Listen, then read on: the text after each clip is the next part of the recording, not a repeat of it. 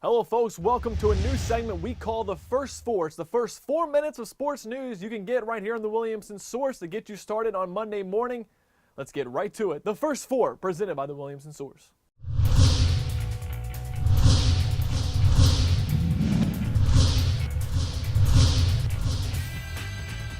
Starting off with Vanderbilt baseball, the Commodores dropped the first game on Friday to Texas A&M 10-4, bounced back to win the second 8-5, but dropped the third game yesterday. That now means they've dropped 3 of their last 4 series. They'll play MTSU on Tuesday before traveling to Fayetteville, Arkansas to take on the Razorbacks. Now moving on to OVC baseball, the Bruins got a much-needed series win over SIUE this past weekend that improves their OVC record to 7-8.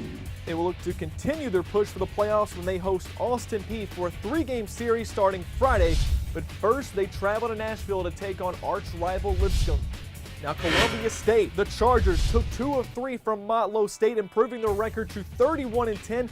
The 6-5 walk-off loss was their first L of April, and it ended a 9-game winning streak. Their next series, though, is a tough one. They will host 14th-ranked Walters State. That series starts on Friday, and we'll be there to cover it on the Williamson Source. Check back in for that.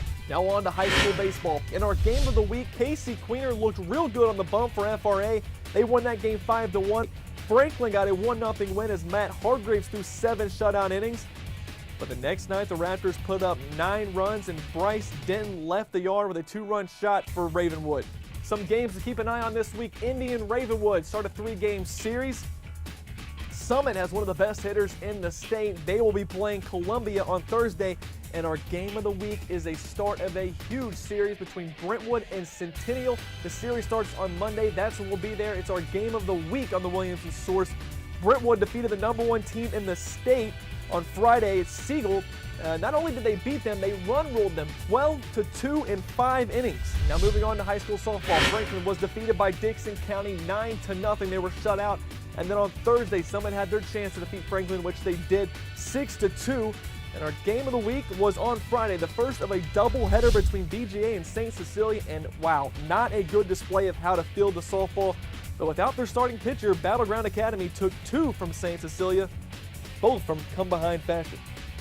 Now coming up this week in high school softball, there's some tournaments to keep an eye on, and be sure to check in for our softball recap coming up later this week.